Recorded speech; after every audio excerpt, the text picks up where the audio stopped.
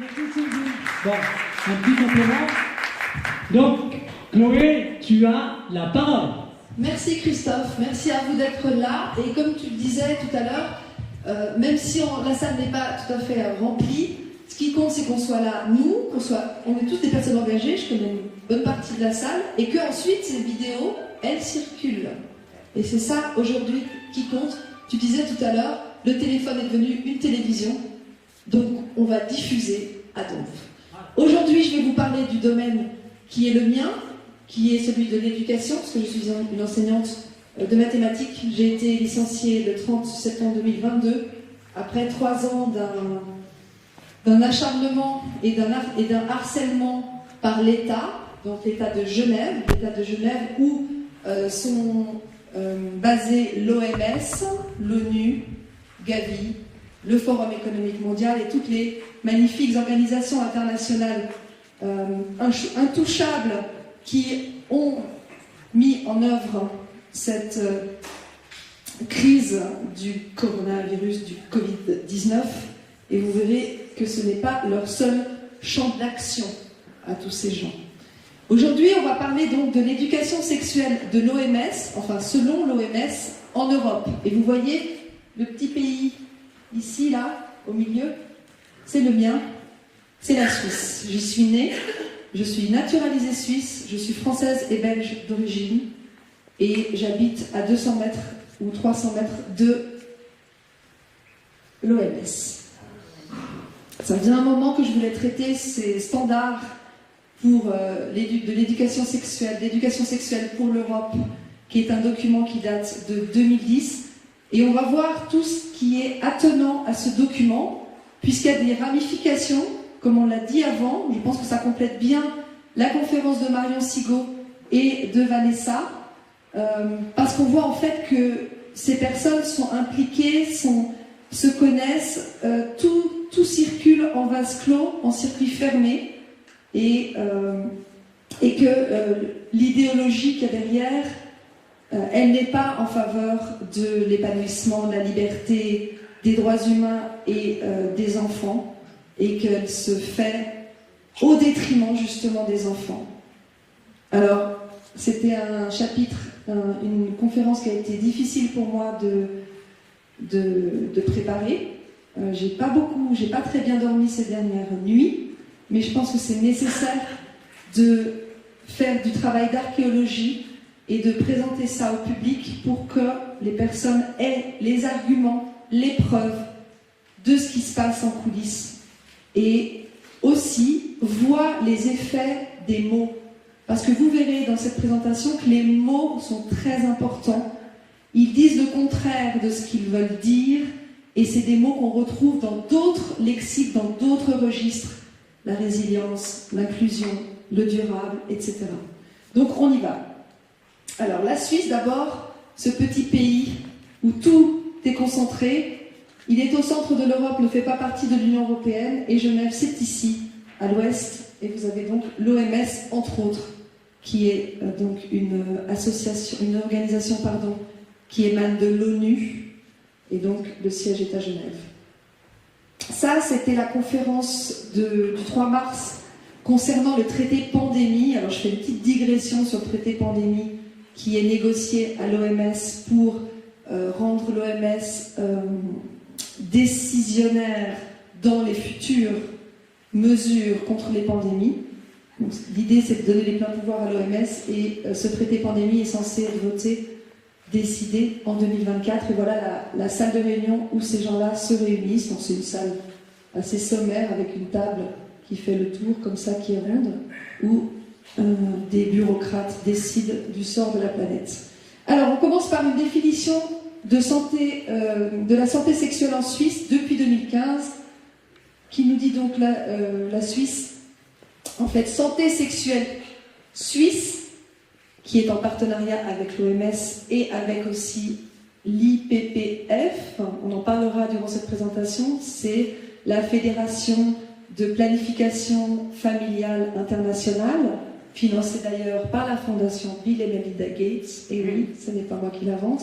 Donc, Santé sexuelle suisse a été fondée en 1993, et ses statuts sont basés, nous dit-on, sur le programme d'action de la conférence des Nations Unies. Donc on voit tout de suite le lien entre les Nations Unies et la santé sexuelle, enfin ce qu'ils appellent santé sexuelle, pour les droits reproductifs qui soient considérés comme des droits humains et leur influence sur l'égalité des sexes, parce que c'est l'une des finalités de ces standards de l'OMS sur la santé sexuelle, sur l'éducation sexuelle, c'est d'arriver à l'égalité des sexes, mais pas l'égalité des droits, et ça je l'ai fait remarquer, on ne parle pas d'égalité des droits, on parle d'égalité dans le sens un homme est égal à une femme en tout point, c'est-à-dire physique, mental, psychique, etc., selon leurs préceptes. Alors ils nous disent, dans le document de santé sexuelle suisse, qu'ils s'engagent à la promotion de la santé sexuelle et au respect des droits sexuels au niveau national et international. C'est pour ça que je vous dis la Suisse est très centrale dans les décisions. J'ai peur que s'il fasse complètement nuit. Ça va? Vous voyez mieux? Donc voilà, on voit le rôle qui est national et international de cette organisation, cette fêtière de toutes les organisations qui parlent de santé sexuelle et d'éducation sexuelle en Suisse. Et ils nous disent qu'ils sont partenaires de l'OFSP. L'OFSP, c'est l'Office fédéral de santé publique en Suisse qui nous a dicté toutes les mesures de soi-disant sanitaires contre le Covid. Et c'est le seul membre suisse accrédité à l'IPPF, donc l'International Planned Parenthood Federation, donc la Fédération de la planification familiale internationale. Alors on y lit que le domaine très vaste de la santé sexuelle est également appelé santé sexuelle et reproductive et droits y afférents, et que la Suisse a une définition officielle depuis 2015, on va la voir dans un instant. Toujours le même document, on nous dit que la santé sexuelle est divisée en 5 parties, en 5 domaines d'action. La promotion, le maintien et le rétablissement de la santé sexuelle comme élément de la santé psychique. On verra que ce terme de santé sexuelle recouvre un nombre impressionnant de concepts, mais qu'elle est en partie là pour notre santé psychique. On verra de quoi il s'agit un peu plus tard. On nous parle de maintien et rétablissement de la santé reproductive, des infections sexuellement transmissibles, c'est la 3e partie. La violence sexuelle, donc c'est prévention et lutte contre la violence sexuelle. Et puis, on arrive au point central qui est l'éducation à la santé sexuelle, également connue sous le nom d'éducation sexuelle. Voilà tout ce que recouvre la santé dite sexuelle. Alors, dans le document de santé sexuelle suisse, on voit que c'est l'OMS qui est à l'origine de la définition en question de 2015 sur ce qu'est la santé sexuelle. L'OMS l'a décrit comme un état de bien-être physique, émotionnel, mental et social dans le domaine de la sexualité. De la même façon, elle dit que la santé, tout court, est un état de bien-être physique, émotionnel, mental et social. Donc on a juste ajouté dans le domaine de la sexualité, on a vu ce que ça donne, la santé selon l'OMS. Hein. C'est vaccins, médicaments et mesures répressives. C'est la suite qui est écrite donc, dans ce document qui nous parle de la définition de la santé sexuelle. Cela sous-tend une approche positive et respectueuse de la sexualité et des relations sexuelles, ainsi que la possibilité d'avoir des expériences sexuelles agréables. On verra que ce mot agréable revient à plusieurs reprises, et à moindre risque, sans contrainte, discrimination et violence. On verra que le mot discrimination revient aussi à plusieurs reprises. Pour acquérir et préserver la santé sexuelle, il faut respecter, protéger et garantir les droits sexuels des êtres humains. Ce document parle aussi des droits sexuels de l'IPPF que Marion vend, si vous le voulez, qui contient des ambiguïtés dont on va parler aussi. Quel âge pour l'éducation sexuelle en Suisse? Alors en France, l'âge est revenu à 15 ans, après une tentative d'avoir ramené à 13 ans, n'est-ce pas Marion? En Suisse, c'est 16 ans. Mais on nous dit quand même que l'éducation à la santé sexuelle à tous les âges de la vie, depuis la naissance jusqu'à la mort, permet de garantir que tout un chacun dispose des informations et compétences nécessaires pour prendre librement et en connaissance de cause des décisions relatives à sa sexualité, à son orientation sexuelle et à son identité sexuée et de genre. Donc on imagine bien qu'une fois que les enfants ont connaissance de leurs droits sexuels et de ce qu'on doit leur inculquer à chaque âge de leur développement, permet de conclure qu'ensuite ils sont libres d'accepter ou de refuser des pratiques, des pressions, des actes d'ordre sexuel de la part d'adultes. On nous dit justement que il existe une corrélation entre le niveau d'éducation et l'impact sur la santé. Donc tout est lié. Pour être en bonne santé, il faut qu'on ait absolument une éducation sexuelle avec les préceptes que vous allez voir par la suite dans cette présentation. Le volet important de l'éducation générale, l'éducation à la santé sexuelle, permet de prévenir la violence sexuelle, la discrimination, c'est ce qu'on disait avant, la stigmatisation, les grossesses non désirées ou les IST, et garantir l'égalité des chances. Donc il y a cette histoire d'égalité, de discrimination, prévenir la discrimination, mais on verra que la discrimination n'est pas clairement définie. De quelle discrimination on parle? Est-ce qu'on parle d'une discrimination de nationalité, de sexe ou d'âge? On verra que tout est un petit peu mélangé. Alors, afin de garantir l'égalité des chances, l'éducation sexuelle doit être proposée à l'échelle nationale à tous les enfants et adolescents sous une forme adaptée à leur âge en tenant compte des besoins spécifiques. Bon. Et puis surtout, elle doit être dispensée par des enseignants, des spécialistes de la santé sexuelle. Alors je me rappelle des cours d'éducation sexuelle quand j'étais prof, où les profs, donc les enseignants, étaient exclus des cours. Et c'était donné par des gens qu'on ne connaissait pas, des femmes en majorité, oui c'était des femmes dans mon souvenir, qui n'étaient pas des intermédiaires connus des élèves. C'était pas des personnes connues des élèves et je n'avais aucune idée de ce qui s'y disait dans ces cours. Alors, la majorité sexuelle, justement, je vous le disais avant, d'après Wikipédia, c'est l'âge à partir duquel un mineur civil peut entretenir une relation sexuelle avec un adulte sans que cet adulte commette une infraction pénalement réprimée. Alors, à partir de quand un enfant peut faire l'amour avec un adulte? À partir de 16 ans. En dessous de cet âge, les rapports sexuels sont légaux, et c'est ça la subtilité, c'est-à-dire qu'en dessous de 16 ans, les enfants peuvent avoir des rapports sexuels à condition que la différence d'âge ne dépasse pas 3 ans. Donc un enfant de 15 ans avec un enfant de 12 ans, c'est OK. Un enfant de 6 ans avec un enfant de 3 ans, c'est OK. Et par contre, quand il y a un rapport d'autorité entre le mineur et l'adulte, cet âge est élevé à 18 ans. Que ce soit un prof avec son élève, que ce soit un patron avec son employé, que ce soit un supérieur, face à un subalterne, face à un subordonné. En fait, dans tous ces mots qui nous sont dits, il y a ce qu'on dit et il y a ce qu'on ne dit pas. Et il y a ce que ça implique. Donc c'est important de savoir lire entre les lignes aussi. Le cadre de référence pour l'éducation sexuelle en Suisse romande, qui donnera lieu à justement ces cours d'éducation sexuelle qui sont inscrits dans le plan d'études. Donc c'est le programme, si vous voulez, en Suisse, depuis 2010. D'ailleurs, c'est intéressant aussi de savoir que chez nous, le plan d'études a été révisé en 2010, au moment où sont sortis les standards d'éducation sexuelle. Donc déjà, on trouve dans ce cadre de référence que les références utilisées dans le document s'appuient sur les standards d'éducation sexuelle de l'OMS, sur la Déclaration des droits sexuels de l'IPPF, sur la Convention des droits de l'enfant de l'ONU, et que ça entre de plein droit dans le PER, plan d'études roman. Donc c'est la partie francophone de la Suisse, la Romandie.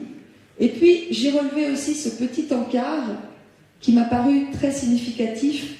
Dans ce document, le cadre de référence pour l'éducation sexuelle en Suisse, on trouve un merci tout particulier à l'OMS Europe pour l'édition des standards d'éducation sexuelle en Europe, sur lequel ce document se base largement,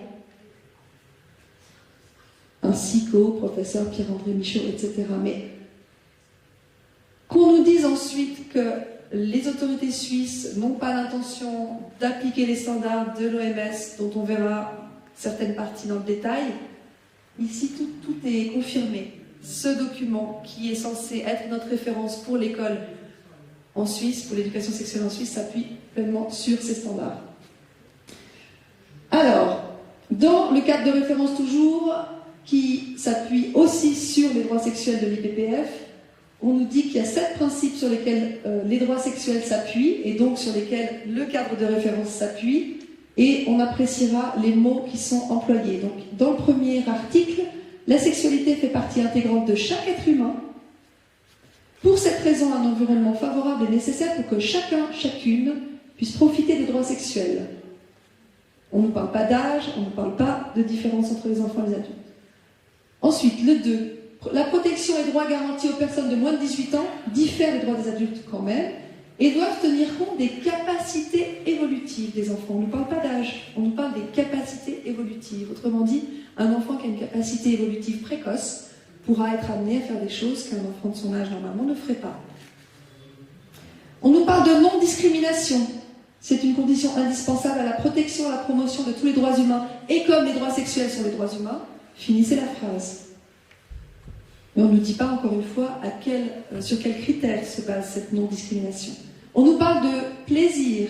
La sexualité et le plaisir qui en découlent sont au cœur de la vie de tout être humain, qu'il choisisse de se reproduire ou non.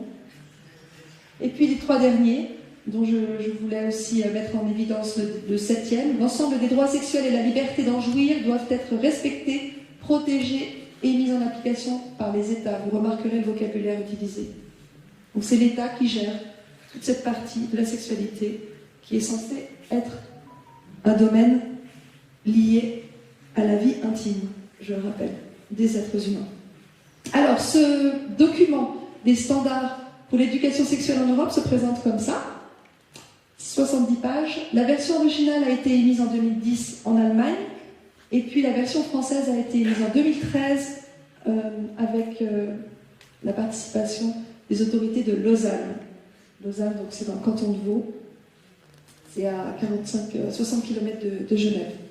Alors, qu'est-ce qu'on remarque sur la première page? On remarque qu'est-ce que j'allais dire, le Forum économique mondial, mais on y est presque. L'OMS Europe, on remarque santé sexuelle suisse, on remarque le Bureau fédéral de l'éducation pour la santé fédéral allemand, et on remarque le titre, ou plutôt le commentaire du titre, qui dit que ces standards sont un cadre de référence pour les décideurs politiques, les autorités compétentes en matière d'éducation et de santé et les spécialistes. Donc on aura bien compris que c'est la Bible des profs ou des spécialistes qui enseignent l'éducation sexuelle. Alors on commence par la préface. On nous parle de répondre aux besoins. Donc ce document a été rédigé pour répondre à un besoin de standards pour l'éducation sexuelle dans les 53 pays de la région européenne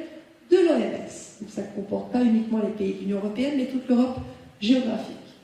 On nous dit que la plupart des pays d'Europe occidentale connaissent déjà les lignes directrices et des normes minimales pour l'éducation sexuelle, mais qu'aucune tentative n'a été faite à ce jour pour en élaborer à l'échelle de la région européenne ou de l'UE.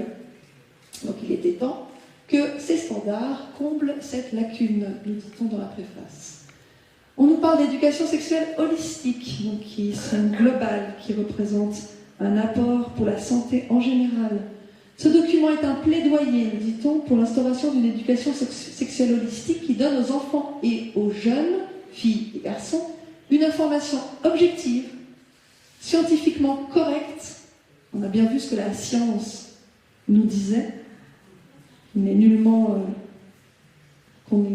engagé à contredire, à nos dépens, n'est-ce pas, sur tous les aspects de la sexualité, qui parallèlement les aident à s'approprier les compétences nécessaires pour agir en fonction des connaissances acquises. On nous parle de compétences. Au final, il veut contribuer au développement d'une attitude respectueuse et tolérante et à une société équitable. Alors, on va voir ce que ça donne. On nous parle d'influer sur le développement de l'enfant. On nous dit, l'éducation sexuelle doit s'inscrire dans l'éducation au sens large, donc c'est un sujet transversal qu'il s'agira d'amener dans plusieurs matières, à plusieurs niveaux, et influer sur le développement de la personnalité de l'enfant. Donc on nous dit que ces standards sont censés former l'esprit, le développement de l'enfant, et non pas accompagner les éventuelles questions légitimes des enfants, mais bien précéder les besoins de l'enfant. Par son caractère, d'ailleurs ils insistent, ils nous disent, par son caractère anticipatif, Elle contribue à prévenir les effets potentiellement négatifs de la sexualité et à améliorer la qualité de vie, la santé, le bien-être. Oui, c'est toujours pour notre bien-être qu'on fait les choses complètement à sens contraire de la nature.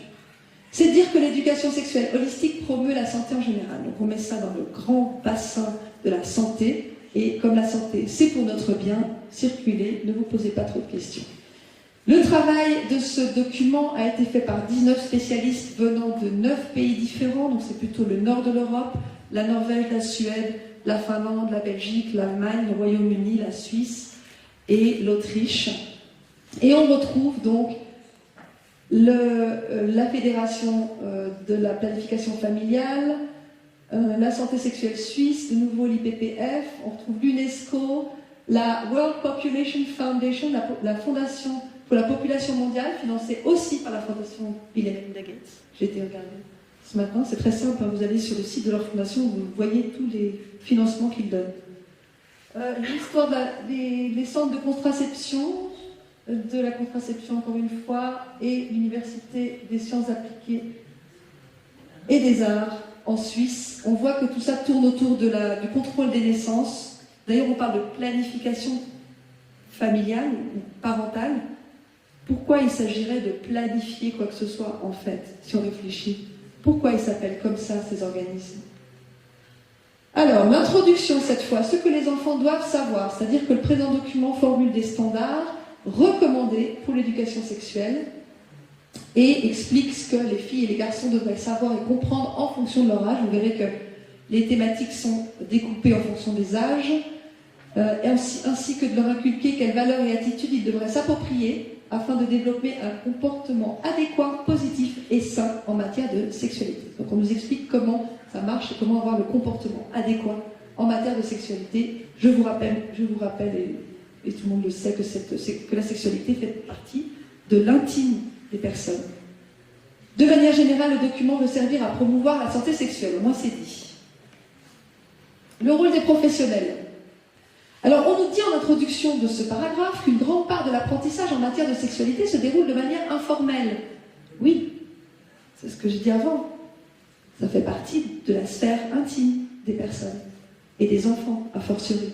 Pourtant, nous dit-on, les professionnels ont un très grand rôle à jouer. Les professionnels, c'est qui? C'est les écoles, les livres, les brochures, les dépliants, les CD-ROM, les sites éducatifs sur Internet, les programmes, les campagnes radio et télévision, et finalement les médecins, les personnels de médecine, les prestataires de services. Et on nous dit que ce document se concentre sur l'éducation sexuelle en classe scolaire. Alors comment s'est développée l'éducation sexuelle en Europe? Un petit historique qui nous est fourni en page 12. On nous dit que l'éducation sexuelle a officiellement démarré en Suède en 1955. Elle était obligatoire dans toutes les écoles en 1955. Ensuite en Allemagne en 1968. En Autriche en 1970. Aux Pays-Bas et en Suisse dans les années 70 toujours. Et puis la France vient un peu plus tard avec l'Angleterre, avec la Grande-Bretagne dans les années 1990, 2000, 2010. Et puis la suite, les pays du Sud rejoignent le mouvement plus tard. On nous dit aussi que la tendance générale depuis quelques décennies est à l'éducation sexuelle obligatoire. Et on précise, pour être sûr que tout le monde ait bien compris, qu'il n'y aura pas de clause d'exception qui permettrait aux parents de retirer leurs enfants de la classe s'ils ont des objections sérieuses par rapport au programme. C'est-à-dire votre enfant est obligé d'assister à ces cours. Quelques définitions nous sont prodiguées. En page 17, le sexe, c'est les caractéristiques biologiques qui définissent l'être humain, que ce soit un homme ou une femme. Je ne sais pas s'ils vont réactualiser avec la tendance actuelle. Mais bon.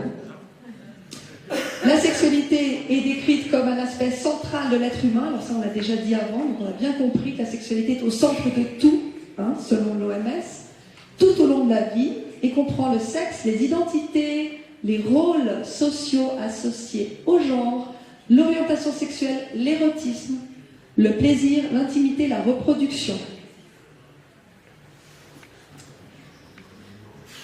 En termes de définition toujours, santé sexuelle. La santé sexuelle est un état de bien-être physique. Donc on nous parle de bien-être, d'agréable, de plaisir, vous avez remarqué. physique, émotionnelle, mentale liée à la sexualité, c'est ce qu'on a dit avant, c'est la définition de la santé sexuelle selon l'OMS. Et l'éducation sexuelle signifie l'apprentissage des aspects cognitifs, émotionnels, sociaux, interactifs et physiques de la sexualité. Bref, il recoupe tout ce qui concerne ce qui se passe en dessous de la ceinture. Alors, les arguments selon eux. Donc, on nous répète encore et toujours que les droits sexuels englobent le droit de tous à l'éducation sexuelle au cas où nous ne l'avions pas bien intégré. Il cite l'article 8 de la Déclaration des droits sexuels de l'IPPF qui dit que toute personne sans discrimination aucune a droit à l'éducation et à l'information nécessaires et utiles pour l'exercice de sa citoyenneté dans les sphères privées, publiques, politiques. Tout est mélangé et aucune discrimination. On ne parle jamais de discrimination sur l'âge. On rejoint alors ces objectifs du millénaire. Ça vous rappelle peut-être d'autres objectifs qui vont suivre juste après, les objectifs du développement durable de l'ONU. Ça, c'est les ancêtres des objectifs, des 17 objectifs du développement durable, Agenda 2030. Ces 8 objectifs-là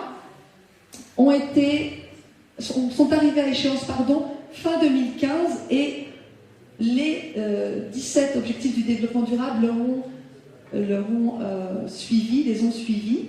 Donc ça, c'est les OMD, les objectifs du millénaire, c'est 2000-2015. Et on nous explique en page 22 que 3 de ces objectifs-là, 3 sur 8, concernent donc la santé sexuelle et l'éducation sexuelle. Il s'agit de l'objectif 3 sur l'égalité des genres, de l'objectif 5 sur la santé maternelle et de l'objectif 6 qui inclut le VIH et le sida. C'est combattre le VIH, le sida, le paludisme et d'autres maladies. Donc on voit le lien toujours avec le fameux développement durable qui est là pour notre bien-être et pour une harmonie entre tout le vivant, les plantes, les animaux, les êtres humains. On rappelle l'agenda 2030, 17 buts du développement durable auquel adhère Santé Sexuelle Suisse, donc c'est un partenaire de Santé Sexuelle Suisse, qui a été émis en septembre 2015 avec ses 17 objectifs, il n'y a pas de S à 17, donc pas de pauvreté, plus de faim. J'ai mis en rouge les concepts qui concernent justement la santé sexuelle, l'éducation sexuelle, bonne santé et bien-être, éducation de qualité, je pense que j'aurais pu également mettre éducation de qualité dedans, égalité entre les sexes, eau propre et assainissement. Je sais pas, j'en profite pour faire une petite parenthèse sur l'eau propre. En ce moment, c'est l'obsession de Macron et de l'ONU. L'eau propre, c'est-à-dire contrôler l'eau, comme le souhaitait Peter Brabeck, ex-président de Nestlé, qui est vice-président du Forum économique mondial d'ailleurs, qui disait en 2005 que l'eau était une denrée marchande comme les autres et qu'il s'agissait de la privatiser. Donc l'objectif, c'est de la contrôler, y compris l'eau des rivières, l'eau potable partout. Énergie propre et d'un coût abordable, travail décent et croissance, industrie, innovation et infrastructure, plus d'égalité, donc inégalité réduite, ville et communauté durable, on pense aux smart cities qui nous contrôlent du réveil au coucher, consommation, production responsable, lutte contre les changements climatiques. On ne parle pas de réchauffement, on parle de changement. Vie aquatique, donc contrôle de la vie aquatique, vie terrestre, contrôle de la vie terrestre, paix, justice, institutions efficaces, partenariat pour les objectifs mondiaux. Partenariat pour les objectifs mondiaux, autrement dit, nouvel ordre mondial. Alors, on nous dit encore, j'arrive avec le détail de ce qui est préconisé par ces standards, mais on nous dit encore, par rapport au développement psychosexuel de l'enfant, que les stades de développement sexuel sont exposés en détail pour expliquer l'importance qu'il y a à commencer l'éducation sexuelle le plus tôt possible, aussi tôt que possible. Et que, idéalement, donc c'est ce qu'on disait quelques slides avant, idéalement, les différents sujets sont introduits avant que l'enfant arrive au stade correspondant de développement. Donc c'est voulu. On anticipe à chaque fois le développement de l'enfant.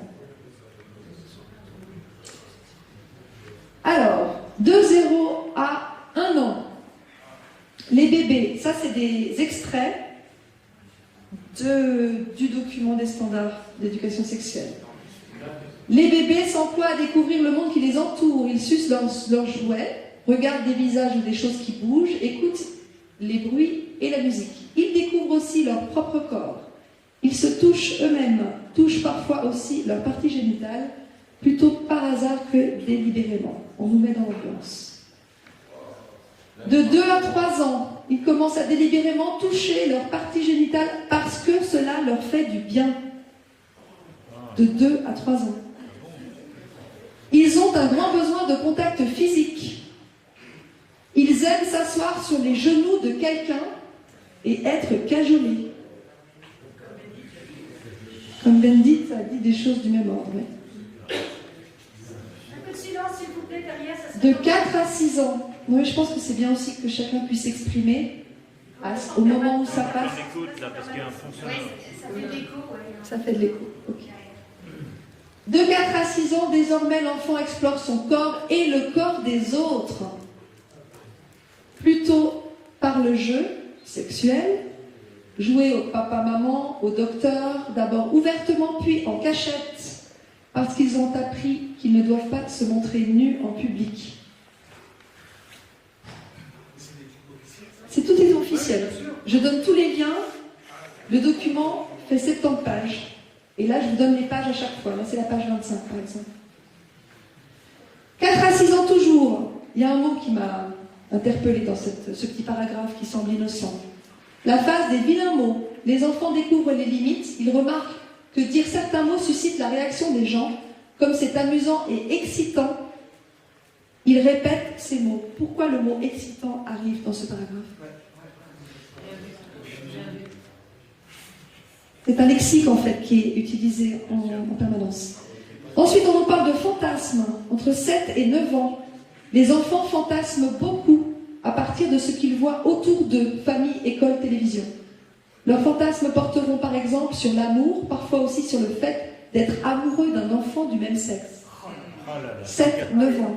Tant qu'à faire. Bah oui. Les partenaires. Alors le mot partenaire aussi est utilisé de façon très ambiguë dans ce document. J'en ai relevé certaines parties. Page 28-29. On nous dit que les destinataires et les partenaires de l'éducation sexuelle peuvent se recouper et leurs rôles respectifs alterner. Ok, on verra qui sont les partenaires. Les jeunes en sont eux-mêmes le parfait exemple. On les considère souvent uniquement en tant que groupe cible, alors qu'ils sont aussi des partenaires influents. Donc les jeunes sont des partenaires. Ok. Ensuite, on nous parle de partenaires directs. Qui sont les parents, les enseignants, les travailleurs sociaux, les pères et les jeunes, le personnel médical et les conseillers. On nous parle de partenaires indirects, qui sont les décideurs, les concepteurs de programmes, les stratèges, les promoteurs et défenseurs, y compris des ONG, des politiques, des universités, des institutions juridiques et scientifiques, des organisations religieuses et culturelles, des organisations pour la jeunesse. Tout ça, c'est des partenaires. Enfants, parents, éducateurs, décideurs politiques, ONG, enseignants, etc. Et toujours des partenaires. L'éducation, nous dit-on, l'éducation sexuelle doit être interactive et participative. L'échange interactif entre enseignants, éducateurs et concepteurs de programmes d'une part et élèves de l'autre se fait à différents niveaux. Ils se fondent sur l'idée que les élèves doivent être respectés en tant que partenaires dans l'éducation sexuelle. Et enfin, les enseignants éducateurs doivent abandonner leur position hiérarchiquement supérieure et jouer un rôle de facilitateur pour permettre une communication à double sens et favoriser la discussion. Tous partenaires. On change de rôle. On se met en dessous, on se met au-dessus. La hiérarchie n'existe plus. C'est ça. Il n'y a plus besoin de tribunaux alors. Non. Là, je crois qu'on comprend bien. Et puis maintenant, le vocabulaire toujours, on nous parle de matrice. On entre dans la matrice. C'est les explications en détail de ce qui est préconisé pour chaque âge. Page 33. Tiens. La matrice est l'ensemble des thèmes que l'éducation sexuelle devrait couvrir pour les différents groupes d'âge. Allons-y. Introduction à la matrice. On nous dit qu'il y a 6 groupes d'âge, 0-4 ans, 4-6 ans, 6-9 ans, 9-12 ans, 12-15 ans et 15 ans et plus. Je me suis arrêtée à 6-9 ans pour l'analyse de ce jour. Elle doit aider les enfants et les jeunes à prendre des décisions autodéterminées et informées. Donc on parlait de choix libre tout à l'heure. Ici, en fait, ensuite, une fois que les enfants sont au courant de tout ça, on ne pourra pas dire qu'ils n'ont pas été prévenus. Donc, qui ne dit mot consent, s'ils ne disent rien contre cela, c'est qu'ils consentent. Pour cette raison, chaque élément figurant dans une catégorie thématique, on verra qu'il y a 3 thèmes, enfin plutôt, il y a plusieurs thèmes et trois colonnes, qui sont l'information, les compétences et les attitudes. Alors, on nous explique pourquoi il faut commencer l'éducation sexuelle avant 4 ans. Vous verrez, c'est tout à fait logique. Parce que l'enfant est un être sexué dès la naissance. Parce que l'éducation commence dès la naissance, donc éducation, naissance, donc éducation sexuelle, puisque l'enfant est sexué. On mélange tous les mots et on fait des nouvelles phrases avec. L'éducation sexuelle fait partie intégrante de l'éducation générale. Elle est de toute façon dispensée aux enfants. Donc que l'OMS passe par là ou pas, en gros, ça ne change rien. C'est ça qu'ils nous disent. Alors on y va. 0 à 4 ans, page 38. Avant toute chose, donc, on a différentes... ça ne marche plus. Ah non, c'est ici. Différentes façons d'exposer les thèmes. Ici, vous avez du gras. Bon, on ne voit pas très bien, mais c'est censé être orangé un petit peu. Ça veut dire que le thème est nouveau, et s'il est en gras, c'est qu'il est principal. Et s'il est juste orangé, s'il est repassé en orange, souligné en orange, mais qu'il n'est pas en gras, ça veut dire que le thème a été évoqué dans l'âge précédent. Là, je vais vous parler presque exclusivement des thèmes qui sont nouveaux et principaux dans les standards d'éducation sexuelle. Alors, dans le thème corps humain et développement, entre 0 et 4 ans, il faut informer l'enfant sur toutes les parties du corps et leurs fonctions. Et les différents corps et les différents sexes. Je ne sais pas ce qu'ils entendent exactement par là. Et puis, les compétences, il faut permettre à l'enfant d'exprimer ses besoins et ses désirs. Dans le chapitre corps humain et développement, c'est-à-dire ce n'est pas des besoins et des désirs de partir en vacances, d'aller à la mer ou d'avoir un nounours. Hein. Toujours de 0 à 4 ans, au chapitre sexualité, c'est celui qui m'a le plus choqué. Informer l'enfant sur le plaisir et la satisfaction liés au toucher de son propre corps, la masturbation enfantine précoce. La découverte de son propre corps et de ses parties génitales, le fait que le plaisir lié au contact physique est un aspect normal de la vie de chacun, et la tendresse et le contact physique comme une expression de l'amour et de l'affection, au chapitre sexualité, je le rappelle. Contact et tendresse comme une expression de l'amour et de l'affection. Ok. Toujours de 0 à 4 ans, page 39, dans le chapitre Sexualité, santé et bien-être. Alors, informer l'enfant sur les bonnes et mauvaises expériences de son corps. Qu'est-ce qui provoque un bon ressenti ou une bonne sensation? Le droit de refuser si l'expérience ou le ressenti n'est pas plaisant. Et quid de la situation dans laquelle l'expérience ou le ressenti est plaisant? C'est le droit de dire oui. Exactement. Ce qu'on voit en creux, c'est que le consentement est considéré comme activé quand l'enfant ne dit rien. À partir de 0 ans. À partir de 0 ans. À partir de la naissance. Ok? De 0 à 4 ans encore. Informer l'enfant sur le droit d'explorer les identités sexuelles à la naissance. Le droit d'explorer la nudité et le corps, d'être curieux. La nudité de qui? Alors, c'est pas précisé, effectivement. Très important de voir ce qui n'est pas dit. Bien sûr. On passe aux 4-6 ans, page 40, dans le thème sexualité. Consolider son identité sexuelle. Qu'est-ce que ça veut dire, consolider son identité sexuelle à 4 ans? C'est énorme. De 6 à 9 ans, page 42. Informer l'enfant sur les changements physiques, les menstruations et l'éjaculation. 6 ans. C'est des surhommes, ça. C'est comme ça depuis 2013. Il date de 2010 en fait, les standards, et en français depuis 2013. Sexualité, santé santé et bien-être de 6 à 9 ans, informer l'enfant sur l'influence positive de la sexualité sur la santé et le bien-être. On est toujours dans cette rhétorique du bien-être, du plaisir, hein, à 6 ans. Et puis, discuter de ses propres expériences, donc permettre à l'enfant de discuter de ses propres expériences, besoins et désirs en relation avec les normes culturelles. On fait un petit détour du côté de ce monsieur, Alfred Kinsey. Vous verrez qu'il y a un lien. Il est né en 1894, mort en 1956. C'est lui. Bonne tête de vainqueur.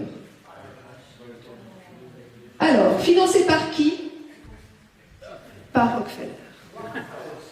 Qui a financé également l'OMS, je le rappelle. Mais on va faire une petite rétrospective non exhaustive de ce qu'a financé la Fondation Rockefeller. Un article de France Inter, complété par une information trouvée dans Libération, article de 2020, respectivement de 1996. Le professeur Alfred Kinsey, qui est à l'origine un zoologue spécialité dans les guêpes, qu'il épingle par milliers. Donc c'était pas pour les élever, hein, c'était pas pour faire une étude sur les guêpes, mais en tout cas, il aimait bien les mettre sur son tableau de chasse. Il fonde dans l'Indiana aux États-Unis un institut, donc l'Institut Kinsey, financé donc par la Fondation Rockefeller, qui publie 2 rapports, dont on va parler dans un instant, qui prétendent mesurer en 48 et en 53 le comportement sexuel des Américains. Ce que ne dit pas cet article, c'est qu'il s'agit de mesurer le comportement sexuel des enfants à partir d'un échantillon de population géant. Je fais ce petit rappel sur la famille Rockefeller qui a financé la Standard Oil, donc c'est tout ce qui concerne le pétrole et l'essence avec Esso, ExxonMobil, Chevron, BP. L'Université médicale Rockefeller, 1901, ils ont fait des essais de vaccins stérilisants. Le rapport Flexner de 1910 qui a permis de passer de la médecine naturelle dans le monde à la médecine chimique des labos pharmaceutiques. J'ai fait une émission là-dessus il y a quelques mois. La Fondation Rockefeller en 1913, en même temps que la Réserve fédérale des États-Unis. Le Codex Alimentarius qui formate toute notre alimentation. Les programmes eugénistes sous l'Allemagne nazie, l'Institut Kinsey, dont on a parlé à l'instant, l'OMS, l'OMC, l'Organisation mondiale du commerce, le WWF, le Fonds mondial pour la nature, l'ONU, la famille Rockefeller a donné le terrain où est construite l'ONU à New York, le siège de l'ONU à New York, les tours du World Trade Center. Eh oui, c'était Rockefeller. Les 3 associations, les 3 organisations mondialistes, le CFR, Bilderberg, la commission trilatérale, avec d'autres mondialistes. La Réserve fédérale, donc la Banque centrale américaine, qui rachète d'ailleurs le Crédit Suisse en partie chez nous en ce moment, qui avait sauvé l'UBS en 2008. La Société américaine de cancer, qui a déclaré que finalement les hydrocarbures ne pouvaient pas causer le cancer, mais vu qu'ils étaient propriétaires de tout ce qui était pétrole, forcément, ça arrange bien les bidons. Qui est en partenariat avec Pfizer d'ailleurs, hein, la société de cancer. L'Université de Chicago, qui est l'école de pensée de Milton Friedman, qui est à l'origine du néolibéralisme. Et il est 2020, il s'associe avec Gavi pour faire l'identification digitale. La liste est beaucoup plus longue que celle-ci, mais j'avais plus de place, donc j'ai fait une sélection. Revenons sur Kinsey, les rapports Kinsey. 1948, le premier rapport, comportement sexuel de l'homme, en anglais, Sexual Behavior of the Human Male. L'équivalent pour la femme en 1953, Sexual Behavior of the Human Female, comportement sexuel de la femme, qui contiennent ce qui suit. Alors attention, c'est pas très net, mais on comprend l'essentiel. Donc celui-ci vient du rapport sur les hommes, 1948, qui s'appelle Expérience des orgasmes chez les préadolescents. Donc c'est ça qui est écrit ici. Qu'est-ce que c'est qu'un préadolescent? Ça commence à 2 mois. Ici vous avez les âges, donc vous avez 2 mois, 3 mois, 4 mois, 5 mois jusqu'à 12 mois. Ensuite vous avez jusqu'à 1 an, donc là c'est la somme de tous ces âges. Ensuite vous avez jusqu'à 2 ans, 3 ans, 4 ans, 5 ans, 6 ans, jusqu'à 15 ans. Alors, qu'est-ce qu'on voit? On voit en conclusion que 65% des enfants violés auraient, alors il n'évoque pas le terme de violer, ça c'est moi qui l'ai rajouté, auraient eu un orgasme. Donc c'est 206 enfants sur 317, donc 317 enfants testés. On ne sait pas exactement comment. Et on voit ici donc que les enfants de moins d'1 an sont au nombre de 28. Que sur ces enfants-là, ici vous avez à gauche cases not, c'est pas très facile, not reaching climax. Donc climax c'est orgasme. Donc ceux qui n'atteignent pas l'orgasme, il y en a 19 sur les 28, et ceux qui l'atteignent, il y en a 9, soi-disant. Ensuite, dans les âges qui sont un peu plus élevés, 2 ans, 3 ans, 4 ans, 5 ans, on voit d'après cette liste que ceux qui atteindraient, j'ai du mal à dire, ça me choque tellement, qui atteindraient l'orgasme sont plus nombreux que ceux qui n'atteignent pas. Et la tendance se confirme, jusqu'à donc obtenir presque le double, enfin le double, de ceux qui ont un orgasme, soi-disant, avec ceux qui n'en ont pas. C'est scientifique. C'est super scientifique. Ici, vous avez l'un des extraits du rapport, sur les mâles. Hein. Là, on nous dit c'est un exemple de multiples orgasmes sur les garçons préadolescents. On voit ici qu'un enfant de 4 ans a eu 26 orgasmes en 24 heures. On voit qu'un enfant de 2 ans a eu 4 orgasmes en 2 minutes. Un tous les 30 secondes. Enfin, c'est sordide. C'est de l'esclavage. C'est plus que de l'esclavage, c'est de la torture, c'est de l'aliénation, c'est de la perversion profonde. Ici, vous avez un article qui date du 10 août 1998 de la Gazette de Montréal qui dit que le rapport Kinsey reposait sur un agenda pédophile. À cette époque, les médias étaient encore quelquefois indépendants. Et puis, vous avez cette dame, Judith Reisman, dont Marion Sigaud m'a fait connaître les travaux, qui a exposé le fameux Alfred Kinsey. Elle est décédée il y a 2 ans, le 9 avril 2021, 85 ans. Son combat, c'était sauver les enfants de ces adultes pervers qui veulent les sexualiser dans les faits, depuis la naissance, et le faire accepter par la société. Donc, ils veulent faire accepter à la société la sexualisation depuis la naissance des enfants. Elle se battait contre Alfred Kinsey à partir de 1947, juste avant le premier rapport. Donc, elle disait qu'un certain docteur Alfred Kinsey, père de la révolution sexuelle et de la théorie du genre, on verra par la suite que c'est lui qui a initié tout ça, s'était lancé dans des expériences de viol sur enfants. Elle a étudié les graphiques, les tableaux, dont je vous ai montré un extrait tout à l'heure, de ce médecin, qui n'est pas tellement médecin, il est zoologue, qui fournissait des données sur des bébés qui avaient eu des orgasmes. Elle relève, comme on l'a fait juste avant, comment ces bébés avaient-ils pu avoir des orgasmes et comment cela a-t-il pu être observé. Un enfant de 4 ans aurait eu 26 orgasmes en 24 heures. Quelques articles de journaux qu'il est difficile de lire, mais dont j'arrive à lire quand même ici. C'est donc le rapport Kinsey revisité, il date du 21 mai 1983. Et c'est un article qui explique donc que Judith Reisman attaque Alfred Kinsey en justice, qu'elle dit que ses expériences sont des abus et que ces enfants ont été soit drogués, soit forcés par le docteur Kinsey et ses collaborateurs. Et ça lui a coûté cher. Elle a été jusqu'au bout de sa démarche, jusqu'à ce qu'elle n'ait plus d'argent.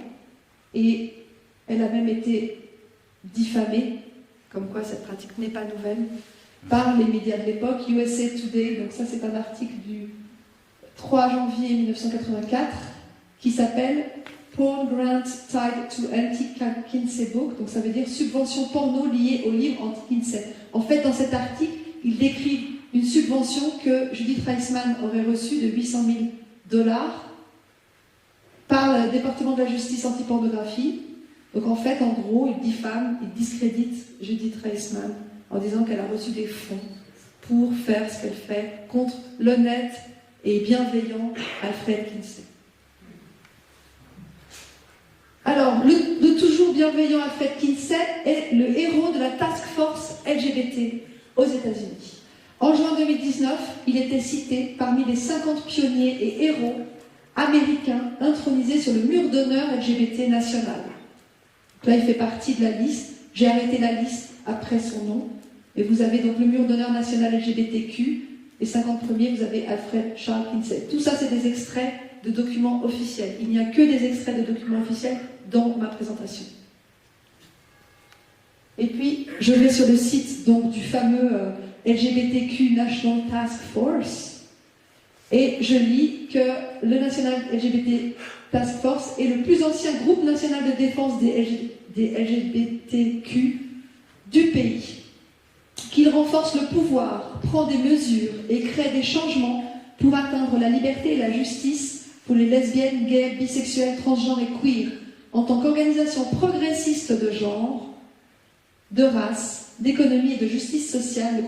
Le groupe de travail œuvre pour une société qui valorise et respecte la diversité de l'expression et l'identité humaine.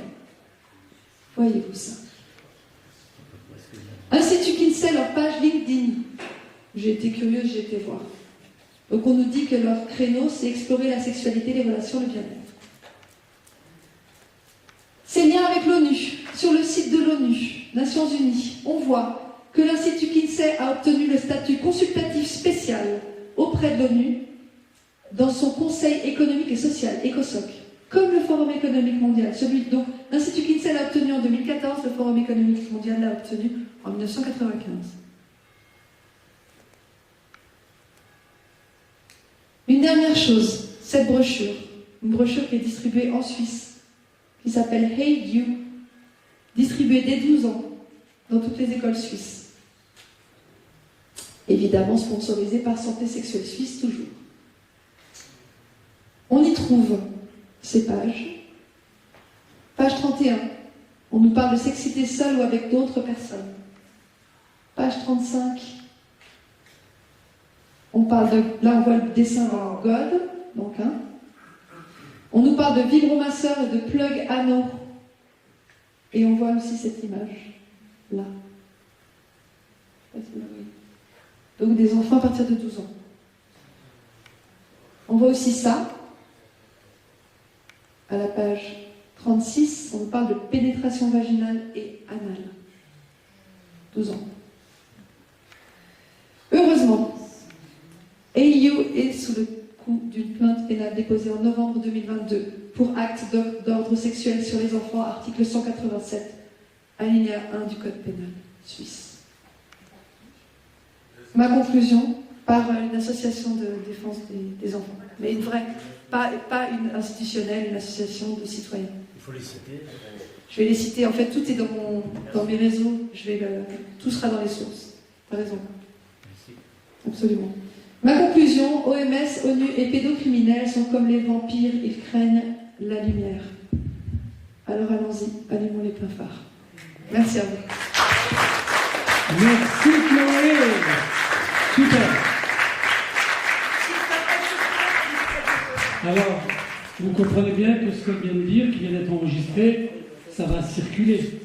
S'il te plaît, est-ce que je peux rajouter quelque chose tout de suite, Vas-y. Parce qu'il ne faut pas le faire quand il est chaud. Tout ce qu'a dit, je confirme absolument tout, je veux dire, ça fait partie de mettre en mots. Je voudrais dire que... Ah, je voulais juste qu'on te voit mieux. C'est bon, c'est bon. La façon dont les orgasmes ont été obtenus sur les enfants par Kinsey, c'est ça qui est très très important.